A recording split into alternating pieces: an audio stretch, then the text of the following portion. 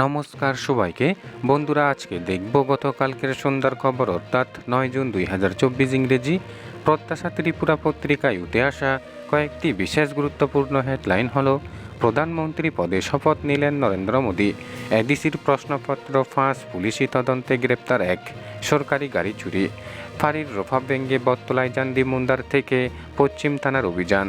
বন্ধুরা, প্রথমে আমরা যেই হেডলাইনটির বিস্তারিত আলোচনা দেখব সেই হেডলাইনটির নাম হলো প্রধানমন্ত্রী পদে শপথ নিলেন নরেন্দ্র মোদী। এখানে বলা হচ্ছে 2014-2019-এর পর 2024 সালে আবারও তৃতীয়বারের মতো ভারতবর্ষের প্রধানমন্ত্রী পদে আজ শপথ নিলেন নরেন্দ্র দামোদর দাস মোদী। শপথ গ্রহণ শুরু করলেন নরেন্দ্র মোদী। ঈশ্বরের নামে শপথ নিয়ে মোদী বললেন, প্রধানমন্ত্রী হিসাবে দেশের প্রতি কর্তব্য পালন করবেন। প্রধানমন্ত্রীর পর মন্ত্রী হিসাবে রাজনাথ সিং, অমিত শাহ, নীতিন গডকরি শপথ নিলেন।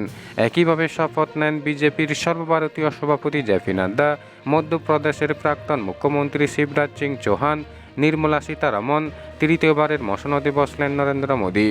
বিজেপি নেতৃত্বাধীন এনডিএ সরকার প্রতিষ্ঠিত হয়েছে আজ।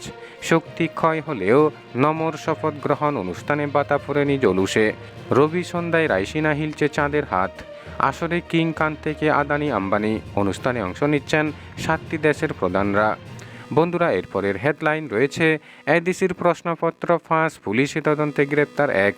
এখানে বলা হচ্ছে, এডিসি প্রশাসনের উদ্যোগে কর্মসংস্থানের লক্ষ্যে ইন্টারভিউ হওয়ার কথা ছিল আজ, কিন্তু একদিন আগেই ইন্টারভিউর প্রশ্নপত্র ফাঁস হয়ে যায়। এই ঘটনায় রাজ্য জুড়ে তীব্র চাঞ্চল্য ছড়িয়ে পড়ে। বিষয়টি প্রকাশ্যে আসতেই পরীক্ষা স্থগিত রেখে তা বাতিল করা হয়। এই ঘটনায় পশ্চিম আগরতলা থানায় একটি মামলা রুজু করা হয়েছিল। এই মামলার তদন্তে নেমে পুলিশ অ্যাডভাইজার চৌমনির জেরক্সের দোকানের মালিক চন্দন সাহাকে গ্রেপ্তার করেছে।